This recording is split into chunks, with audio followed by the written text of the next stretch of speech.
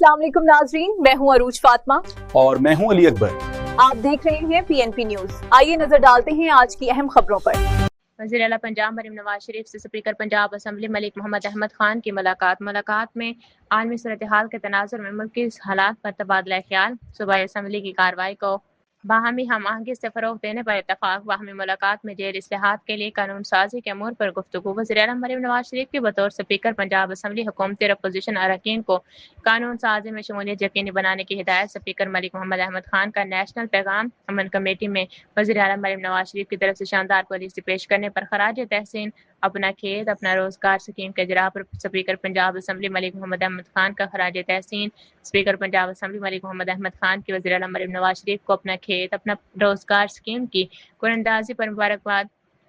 वज़ीर आला मरीम नवाज शरीफ ने अपना खेत अपना रोजगार स्कीम को पूरी टीम की कामयाबी करार दिया। पंजाब में आवाम के लिए हर रोज नित नए प्रोजेक्ट ला रहे हैं मरीम नवाज शरीफ। हुकूमत की नज़र अब पसमानदा इलाकों पर है जहां सड़कों पर इलेक्ट्रिक बसें और ज़राअत में जदीदी मशीनरी ला रहे हैं मरीम नवाज शरीफ।